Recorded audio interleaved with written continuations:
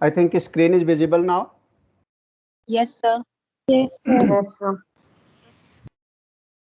Well, good morning to you all. Today I'm going to discuss the sixth lecture of our atomic and molecular physics. Origin of one electron atomic spectra. Especially we are taking the example of hydrogen atom.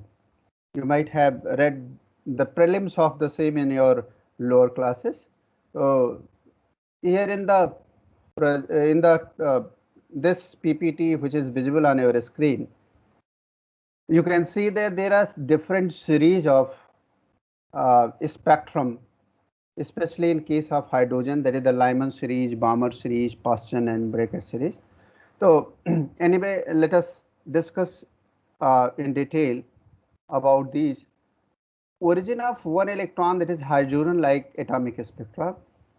So when the excited vapor of hydrogen is dispersed by a suitable spectrometer, its emitted radiation are concentrated at a number of discrete wavelength.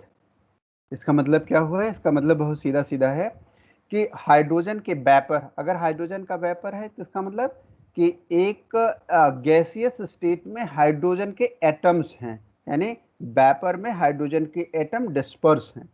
तो obviously जब उनको excite किया जाएगा तो individual hydrogen atom excite होगा, और उसमें excite माने क्या होगा कि इलेक्ट्रॉन जो लोअर एनर्जी लेवल पे होंगे वो हायर एनर्जी लेवल पे जाएंगे, and then after they will have their transition to the lower energy level, and according to that we will have the spectra that is known as the emission spectra. But when they are taking the energy to go to the higher energy state, then that is known as the absorption spectra. So here when the vapor of hydrogen is excited, then how the absorption and emission spectra is taking place, especially here we are concerned to the emission spectra. But meanwhile we will also discuss the absorption spectra. You might have seen the photograph of the emission and absorption spectra in the previous lecture when we were discussing there. So you might have seen that both are complementary to each other, यानी जिस wavelength के corresponding energy absorb हो रही है और atom excited state में जा रहा है, उसी के करस्पॉन्डिंग जब उसी लेवल से लोअर लेवल में आएगा तो उसी तरह का एमिशन भी होगा, that is emission spectra. That's why the emission and absorption spectra are complementary to each other. Anyway, each of these wavelength component are called the spectral line, यानी जो ये excited atoms से ट्रांजिशन होगा, यानी electron lower energy state में आएंगे तो उनसे जो लाइंस निकलेंगे, उनसे जो वेवलेंथ आएंगी, उनको हम स्पेक्ट्रल लाइंस कहते हैं, और पूरी होल फैमिली को हम लाइन स्पेक्ट्रा कहते हैं. Investigation of the spectra emitted from the different kind of atoms shows their kind of atom has its own characteristic spectra. You might have seen and we have discussed कि किसी एक particular atom, किसी एक particular element को जब हम excite करते हैं तो उसकी कैरेक्टरिस्टिक होती है, वो हर वेवलेंथ को एब्जॉर्ब नहीं कर सकता और हर वेवलेंथ को एमिट नहीं कर सकता है. कुछ ही स्पेसिफिक स्पेक्ट्रा होंगे जिनको वो एमिट करेगा, इसीलिए स्पेक्ट्रा को देखकर किसी भी एटम की कैरेक्टरिस्टिक और उसके बारे में पता लगाया जा सकता है.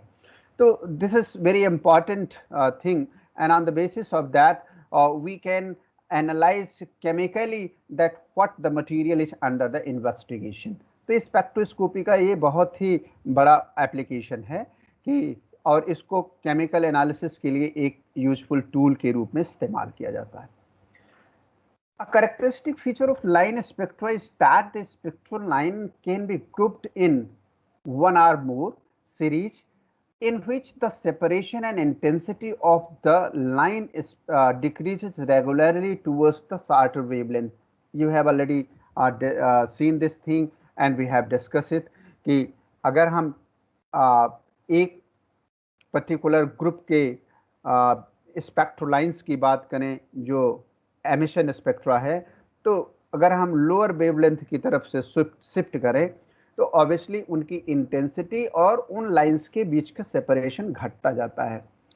For example, in the spectrum of hydrogen atom, it is observed that the series of lines whose separation and intensity decreases in a perfectly regular manner towards the shorter wavelength. यानी ऊपर वाली जो बात थी फर्स्ट बुलेट में एक general statement था और दूसरे पॉइंट में ये स्पेसिफिकली हम लोग हाइड्रोजन के लिए कंसंट्रेट कर गए, क्योंकि हमारा ऑब्जेक्टिव यहाँ जो डिस्कशन का है वो वन इलेक्ट्रॉन स्पेक्ट्रा है, और वन इलेक्ट्रॉन स्पेक्ट्रा माने वन ऑप्टिकल इलेक्ट्रॉन स्पेक्ट्रा, यानी आउटर ऑर्बिट में एक इलेक्ट्रॉन हो, क्योंकि आउटर ऑर्बिट का इलेक्ट्रॉन ही ऑप्टिकल इलेक्ट्रॉन माना जाता है। क्यों? क्योंकि वही सबसे पहले ट्रांजिशन में पार्टिसिपेट करता है। तो पार्टिसिपेट वो चाहे एब्जॉर्प्शन के लेवल पे करे चाहे एमिशन के लेवल पे करे, दोनों ही केसेस में वही इलेक्ट्रॉन है वो जो कि ऑप्टिकल स्पेक्ट्रा के लिए रिस्पॉन्सिबल होता है, इसीलिए उसे हम ऑप्टिकल इलेक्ट्रॉन कहते हैं। The series converges to the limit of, ये पर्टिकुलरली हाइड्रोजन के लिए दिया गया कि इसकी series more or less nearly 3646 angstrom पर कन्वर्ज करती है, which is very near to the visible starting of the visible spectrum और द विजिबल रेंज। उसके पहले ये थोड़ा अल्ट्रावायलेट रीजन में रहता है। Here you can see that H alpha, H beta, H gamma, H delta and H infinity line. H infinity line का क्या मतलब हुआ, कोई बताएगा भाई? It has been mentioned here H infinity line.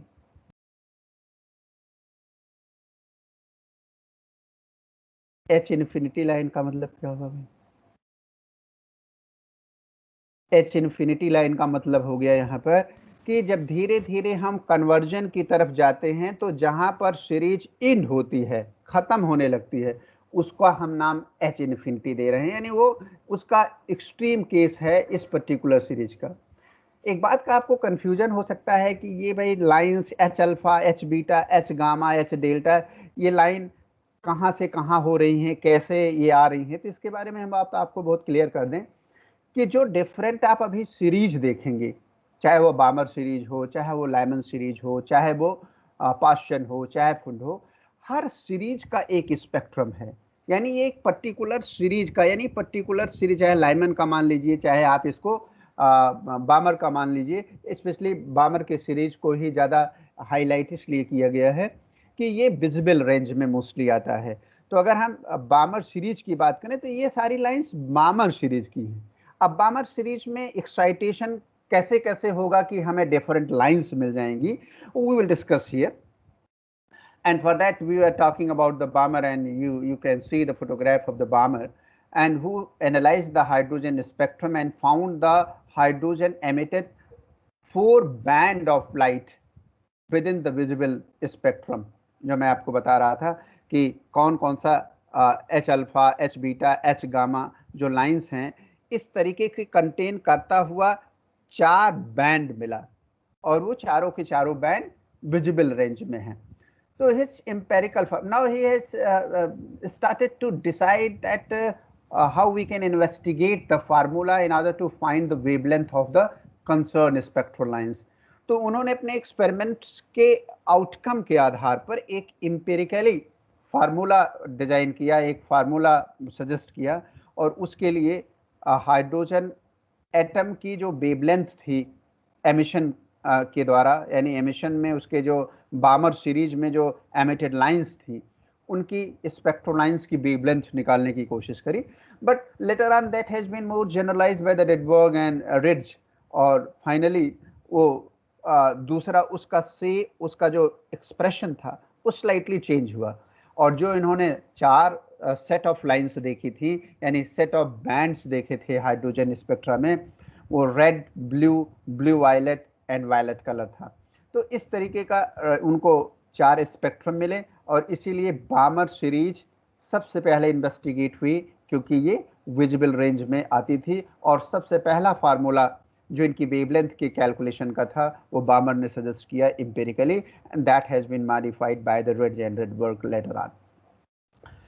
So Balmer in 1885 discovered the empirical formula you might have read in your text, and you can see here कि if you will write n is equal to different integer, that is 3, 4, 5, then corresponding to 3 a particular wavelength will be there, corresponding to 4 there will be another wavelength, corresponding to 5 you will have another wavelength, corresponding to these there are the different discrete lines, and these lines were named as H alpha line, H beta line, H gamma line, H delta line, and so on.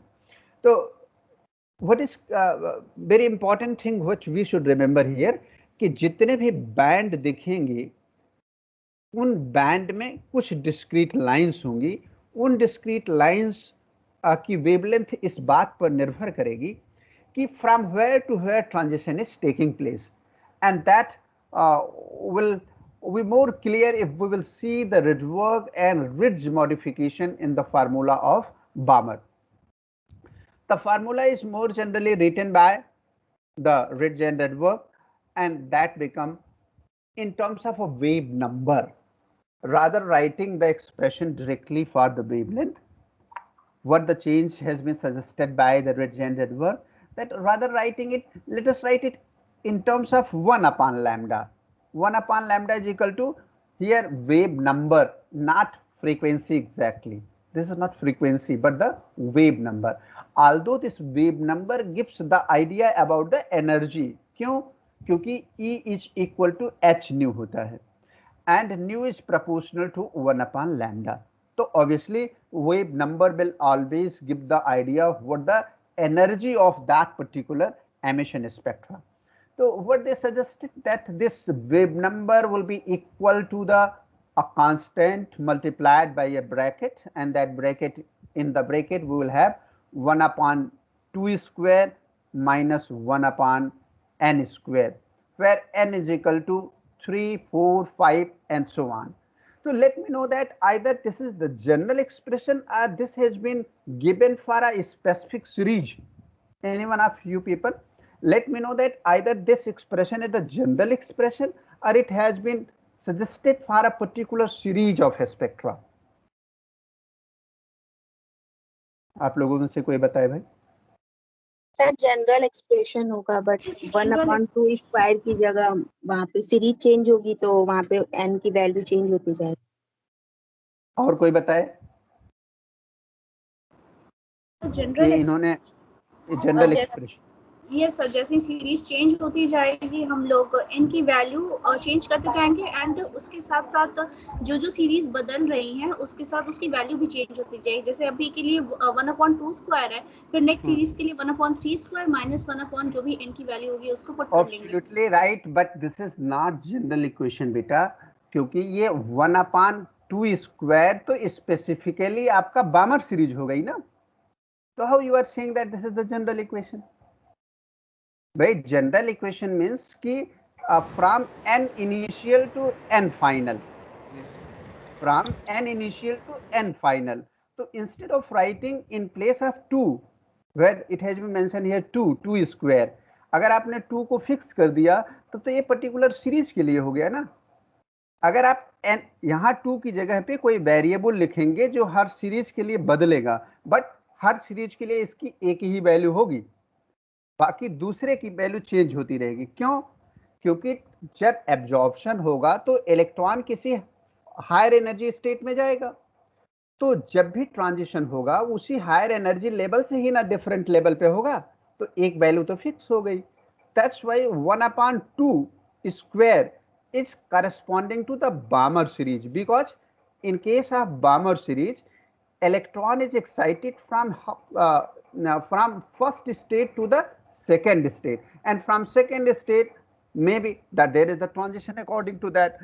तो इस तरीके से आपका जब भी कोई change होगा ये वेरिएबल के टर्म में होना चाहिए, then it will be the general equation for finding the wave number of the transition which are taking place from the different level to the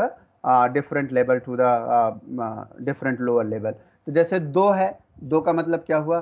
बामर series के केस में अगर हम हाइड्रोजन की बात करें तो हाइड्रोजन में पहले के बाद K सेल है, K सेल के बाद L सेल है, तो K सेल के बाद L सेल पे फिक्स हो गया. अब ऊपर इसके कहाँ ट्रांजिशन कहाँ से हो रहा है, दूसरे से हो रहा है, तीसरे से हो रहा है, चौथे से हो रहा है, पांचवें से हो रहा है, छठवें से हो रहा है, that have the abundant liberty to us. That's why n is changing to according to that, but one value will be fixed for a particular series, and that should be vary for the different series, not it should be variable within the series. Clear? Akanksha, clear हुआ तुमको? Yes sir. तो अब इसे general equation कहोगी कि इसे बामर series का equation कहोगी? Sir बामर series का equation. Obviously ये बामर सीरीज का है, क्योंकि अगर ये 2 वेरिएबल होगा डिफरेंट सीरीज के लिए तभी ये general equation. Similarly if we will talk about the Lyman series, then maybe that 1/1 square minus 1/n square, like this. So where nu is the Webb number and RH is what? Reservoir constant, and its value has been experimentally determined in case of hydrogen atom. You might have seen that what will be the value of RH in the last lecture, and I give the idea that there are the only constants, and if you will put the value of these constants, then you will have the value of RH. So especially in case of hydrogen, it is 1.096 into 10 raised to power 7 meter inverse. The Balmer series contains only 4 spectral lines of hydrogen atom which occur in the visible and near ultraviolet part of the spectrum. क्यों? क्योंकि ये थोड़ा सा 4000 से नीचे आता है और हमारा विजिबल रेंज 4000 से शुरू होता है, इसीलिए हम इसे अल्ट्रावायलेट रेंज में ले रहे हैं. The spectral lines in the ultraviolet region form the Lyman series which is specified by the formula. क्या हो गया? अब देखो, Webb number is equal to 1 upon lambda, and that is equal to RH into 1 upon 1 square. It is not 2 square because 2 square was for the Balmer series, and for the Lyman series it is 1. That's why 1 upon 1 square minus 1 upon n square. इसमें क्या हो रहा है प्रिया? इसमें क्या हो रहा है? Let me know. इसमें ट्रांजिशन कहाँ से कहाँ हो रहे हैं?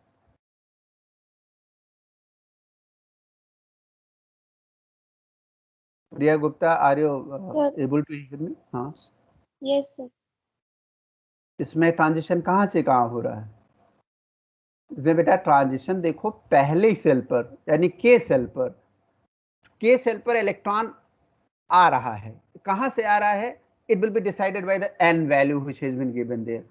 सेकंड वाले से आ सकता है, थर्ड से आ सकता है, फोर्थ से आ सकता है, और जैसे जैसे आएगा उसी के हिसाब से ये न्यू बदल जाएगा, क्योंकि उस स्पेक्ट्रम की एनर्जी डिफरेंट होगी, and that will be decided by the Webb number.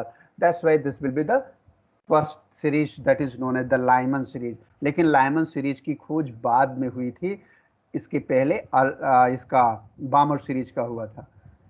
So in the infrared 3 spectral series has been found which are specified by the formula, that is nu is equal to RH into 1 upon 3 square minus 1 upon n square, where n have the different values, that is 4, 5, 6, 7 and so on. तो आप देखो हमेशा ये जो पहली value है 1 है, 2 है, 3 है, ये फिक्स होगी और बाकी की वैल्यूज वेरी करेंगी. यानी इलेक्ट्रॉन के पास लिबर्टी है कि चौथे से तीसरे में आए, कि पांचवें से आए, कि छठवें से आए, कि सातवें से आए, and according to that they will form the series of spectrum.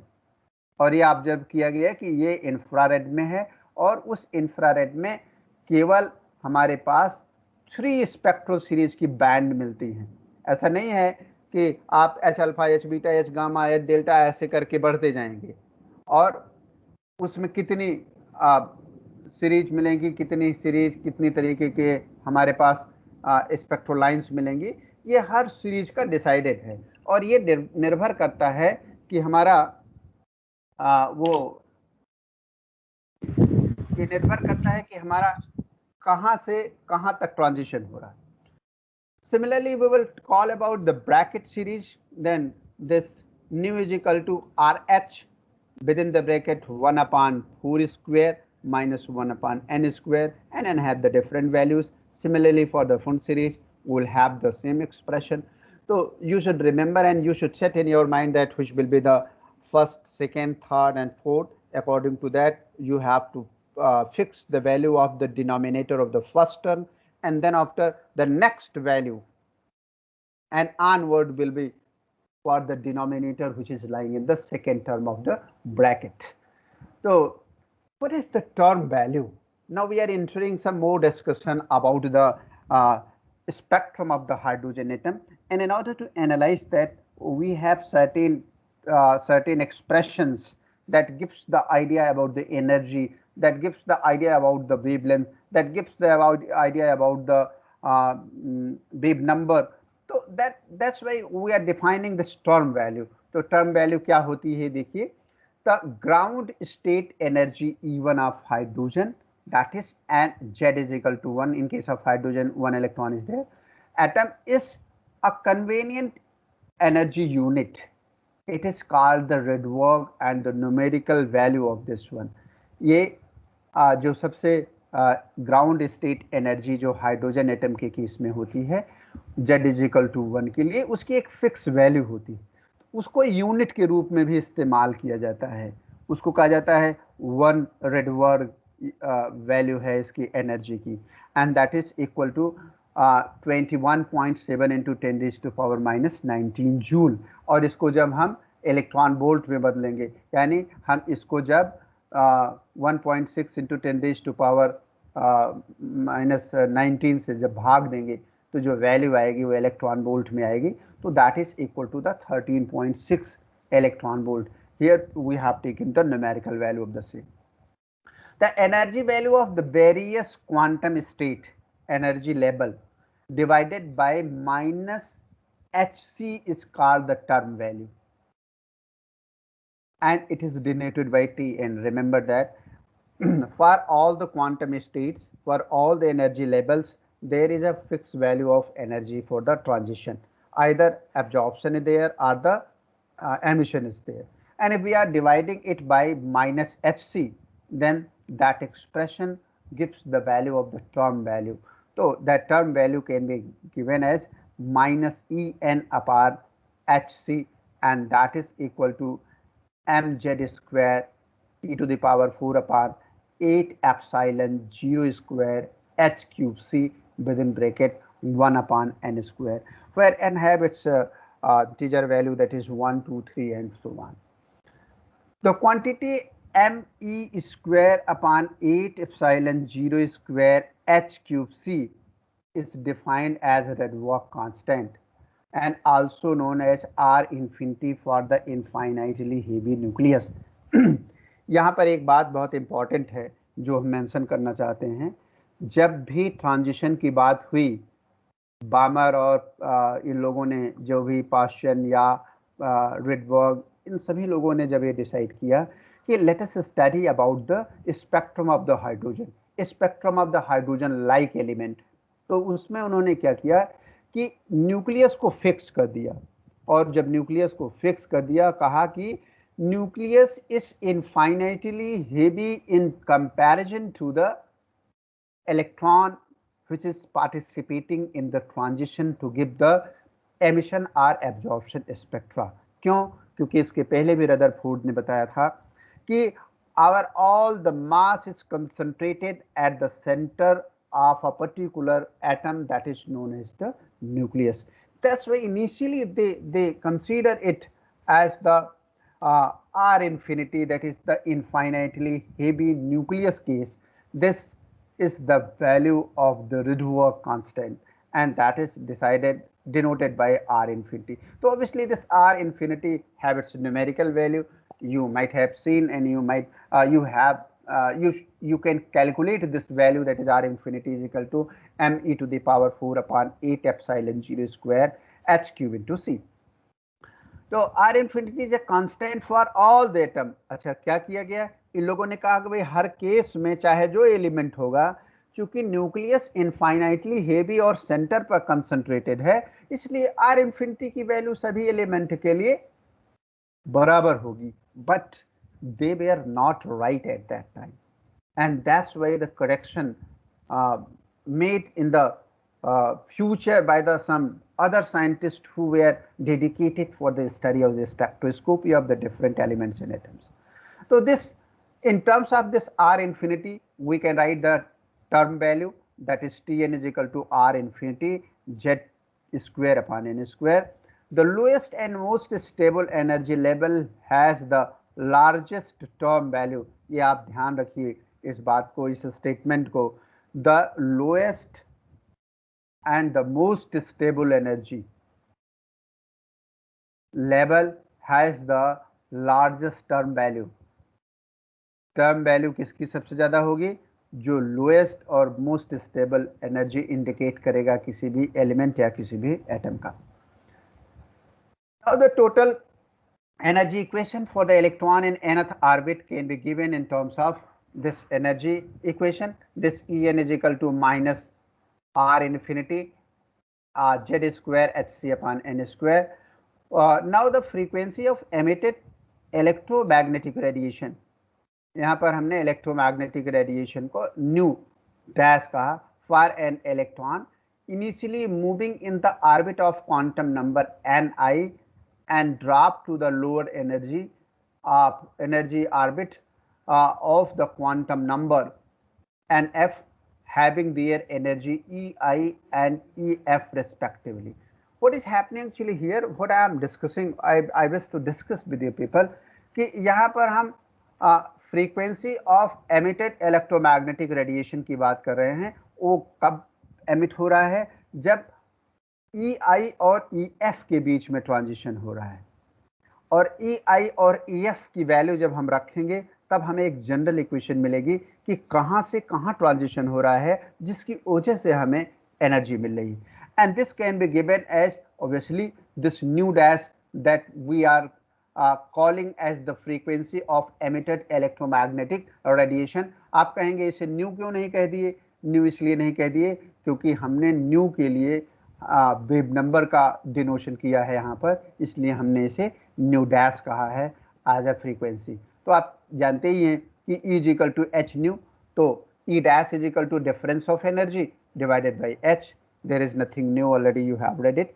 And by putting the value of other parameters or other parameters means EI और EF को En का जो एक्सप्रेशन ऊपर लिखा हुआ है कि En is equal to minus R infinity Z square Hc upon n square, इसी के हिसाब से EI और EF को रख दिए. चेंज क्या किए?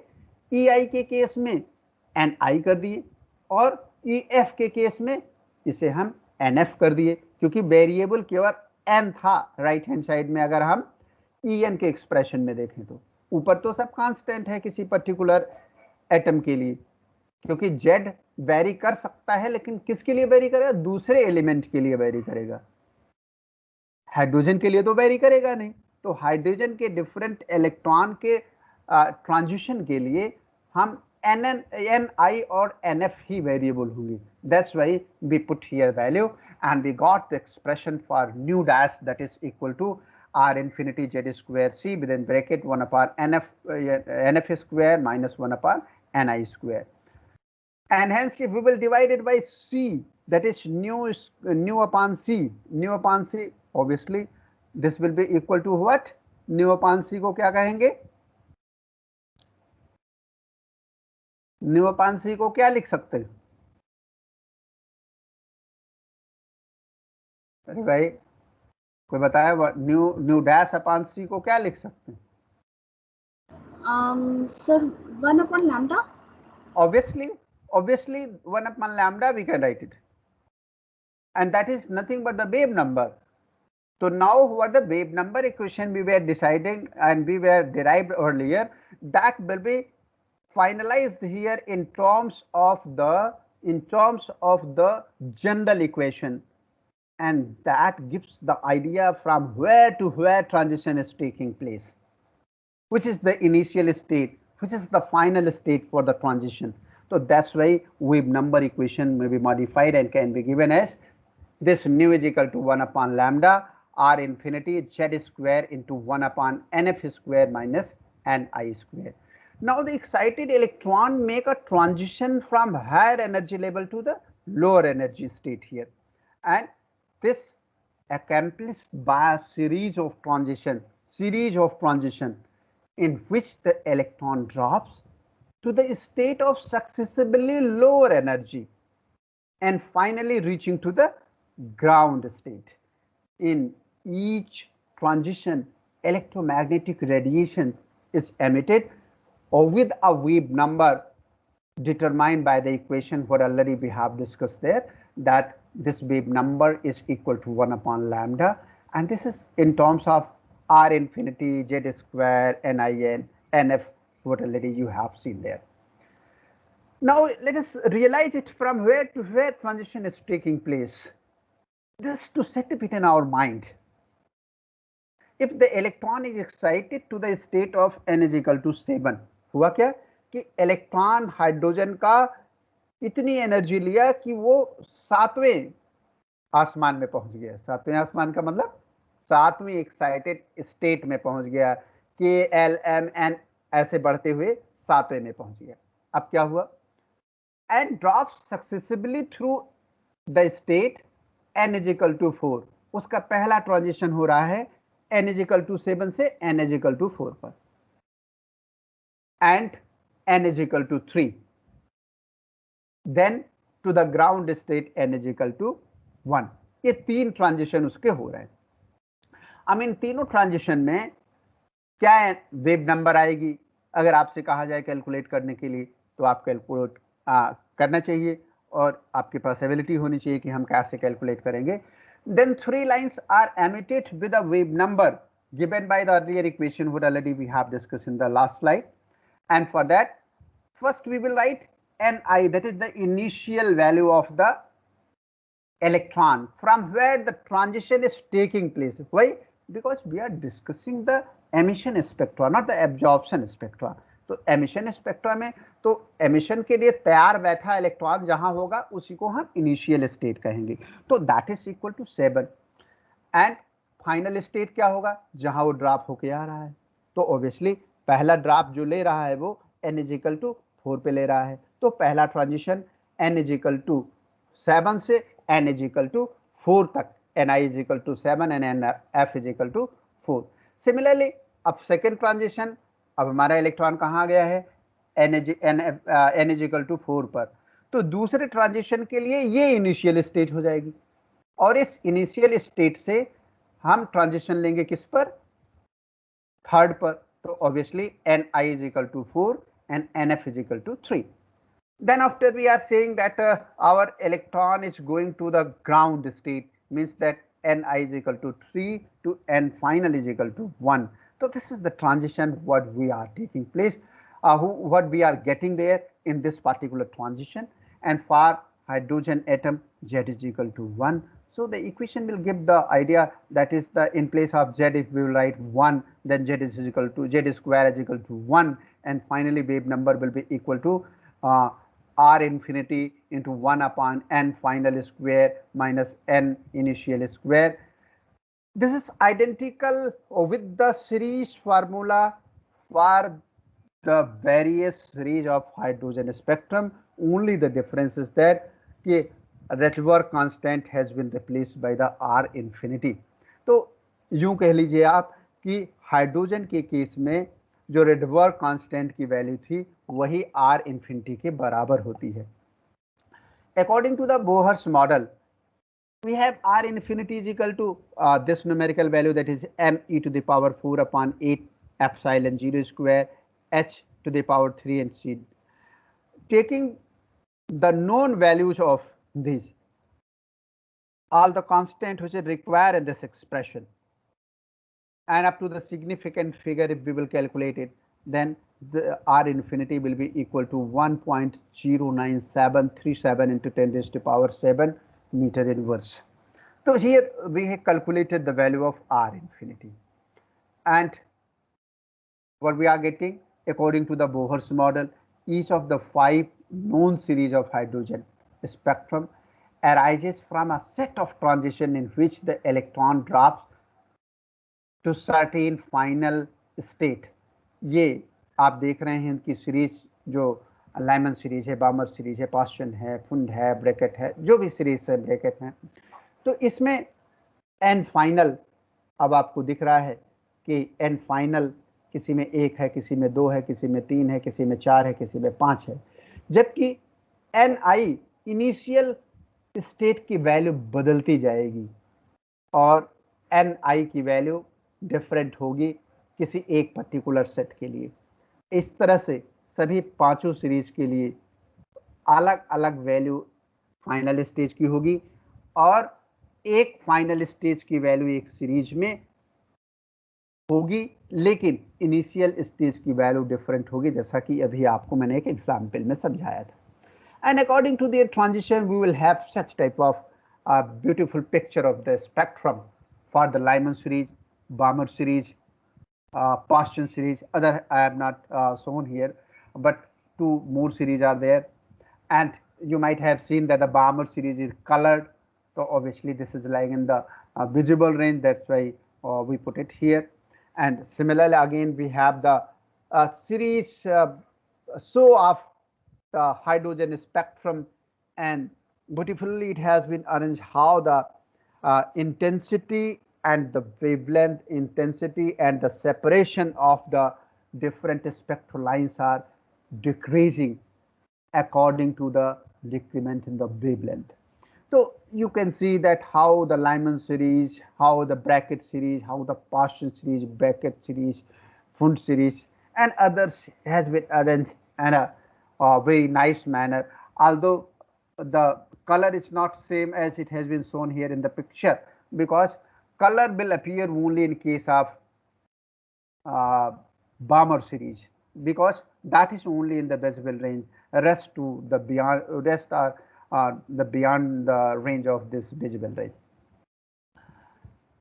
Variation of Rydberg constant due to the finite nuclear mass. The finite nuclear mass causes a slight variation in the Rydberg constant from atom to atom. जो बात कही गई थी कि R infinity सभी एटम के लिए 1 होगा, सभी एलिमेंट के लिए 1 होगा, ये सही नहीं है, इसमें वेरिएशन होगा। और वो वेरिएशन क्यों होगा? क्योंकि न्यूक्लियर का साइज फाइनाइट है, इनफाइनाइट नहीं है, और जब अगर फाइनाइट होगा तो एटम टू एटम ये वेरी करेगा, जिसकी वजह से Rydberg constant की भी वैल्यू बदलती जाएगी। And the Rydberg constant for the atom having the infinitely heavy nucleus, that is R infinity is equal to this value, and that for the atom having the nucleus of the mass m is this Rm. अब इसको R infinity को Rm के term में लिखा गया और ये कहा गया कि भाई अगर हम न्यूक्लियस का मास कैपिटल M मान लें और इलेक्ट्रॉन का मास स्मॉल m मान लें, तो जो पूरे सिस्टम का मास होगा, यानी एटम का मास केवल सेंटर पर कंसंट्रेटेड है, ये अप्रॉक्सीमेटली सही है, जबकि अगर हमें पूरा उसका मास निकालना होगा तो जितने इलेक्ट्रॉन वगैरह उसमें जो कुछ भी है हमें सबका मास लेना पड़ेगा। इसीलिए अगर हम इलेक्ट्रॉन के मास को स्मॉल m और न्यूक्लियस के मास को कैपिटल M माने तो इनका एक रिड्यूस्ड मास आएगा, and according to that in place of small m we must put it mu, that is the reduced mass having its value small m capital M upon m plus capital M, and finally the mass of Rydberg constant will vary atom to atom. This is the correction made in the Rydberg constant because of the finite nuclear mass of the atom varying atom to atom. And you might have seen that if we will have the relation between the this Rm and R infinity, then definitely you have Rm is equal to R infinity into 1 upon 1 plus small m upon m. तो जो denominator की value दिख रही है 1 plus something है, यानी एक से ज्यादा से किसी चीज में विभाग दिया जाएगा तो उसका मल्टीप्लायर 1 से कम आएगा। इसका मतलब क्या हो गया कि जो Rm की वैल्यू है, Rm की वैल्यू R इंफिनिटी से कम होगी और इसकी वजह से स्पेक्ट्रल लाइंस में कुछ वेरिएशन आ जाएगा और वो वेरिएशन स्पेक्ट्रल लाइंस के अपीयरेंस को सक्सेसफुली एक्सप्लेनेशन के लिए सहायक होगा, यानी that can be used for the better explanation of what the exactly spectral lines are appearing there. So Rm is less than R infinity by the factor 1 upon 1 plus Rm upon capital M, and is different for the different atom. What already I have told you people. So depending on their nuclear masses, और देखो इसमें nuclear mass भी, nuclear mass मैंने capital M और small m मैंने electron, तो obvious सी बात है कि हमारा जो भी Rm की वैल्यू होगी वो एटम टू एटम वेरी करेगी, नंबर 1 पॉइंट। और नंबर 2 पॉइंट, जब हम देखेंगे कि ये वैल्यू हायर लेवल पे हम जाएं, अगर हायर लेवल पे मैंने हेवी एटम की तरफ जाएं तो m की वैल्यू बढ़ती जाएगी, m की वैल्यू बढ़ती जाएगी, तो देखो इसका जो दूसरा वाला पार्ट है वो छोटा होता जाएगा, यानी डिनोमिनेटर 1 की तरफ अप्रोच करता जाएगा। तो इसलिए इस बात पर हम फोकस कर सकते हैं कि जब बड़े से बड़े एटम की तरफ हम जाएंगे तो Rm हमेशा R infinity की तरफ शिफ्ट होता नजर आएगा। And we can put this value in case of here one example has been given there कि putting the value of the constant we can get the value R infinity is equal to instead, so R infinity we have there that is 1.09737 into 10 raised to power 7 meter inverse, and this in terms of the centimeter. And finally the ratio, the most extreme case अगर हम hydrogen की बात करें तो उसमें electron और nucleus का जो रेशियो होता है 1/1836 होता है। और अगर हम इस वैल्यू को रखें तो आप देखेंगे कि हाइड्रोजन एटम के केस में रेडवर्क कांस्टेंट की जो वैल्यू है वो बदल जाएगी और वो वैल्यू R infinity से डिफरेंट होगी, and that we can calculate with the formula of what we have estimated in the last slide, giving the relation between Rm and R infinity. It is observed that with the increasing mass number, the Rydberg constant approaches more and more close to R infinity. The largest change occur in case of hydrogen, whatever we are discussing here, जिसके लिए पूरी कहानी शुरू हुई, जिसके लिए हम इस Rydberg constant और इन R infinity की कैलकुलेशन किए, उसी के केस में सबसे ज्यादा चेंज होगा। Rather if we will move to the higher value of capital M, then we will have the shifting of this Rm towards the R infinity. So expression for the wave number with the variation of Rydberg constant due to the finite nuclear mass for the from the Bohr's model, the expression for the series spectra of the electron like atom assuming the infinite mass, or infinite mass means infinitely heavy nucleus, then this nu, that is the wave number, is equal to 1 upon lambda, and this is equal to R infinity Z square into 1 upon n final square minus 1 upon n initial square.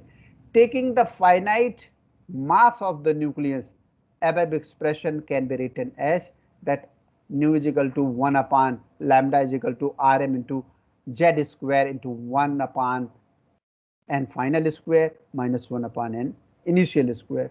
For hydrogen, in case of hydrogen, we will write Z is equal to 1. Obviously, this wave number will be equal to RH into 1 upon n final square minus 1 upon n initial square. For finally, slightly, this is wrongly written, slightly ionized helium atom, that is He plus Z is equal to 2, and then you will have Rm is equal to R helium. You may write this value, and corresponding to that you will have the expression that wave number is equal to 1 upon infinity, 1 upon lambda is equal to 4 time. क्यों 4 time?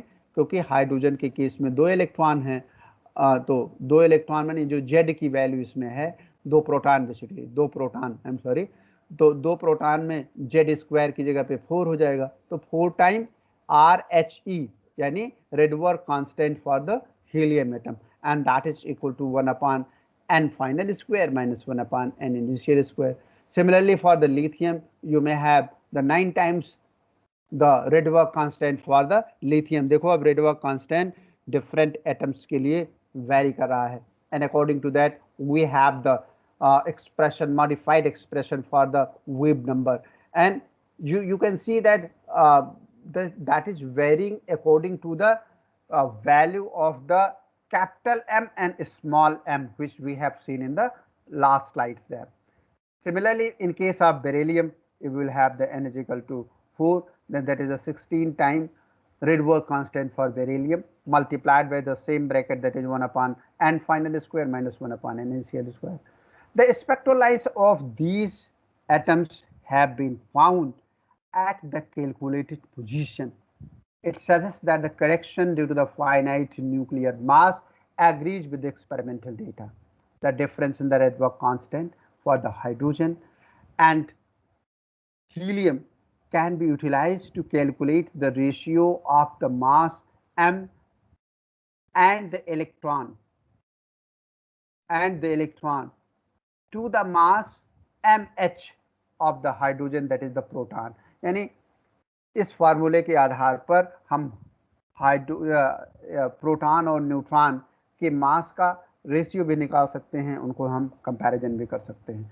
तो this is all about of today what I was interested to discuss with you people.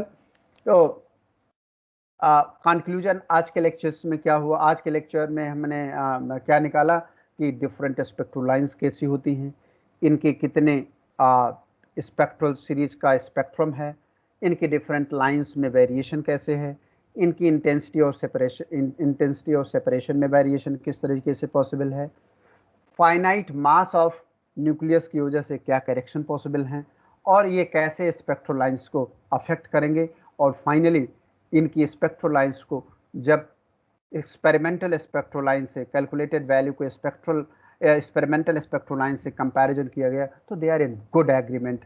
And one more important aspect of this correction is that we can find the ratio of the electron and proton by using this particular expression.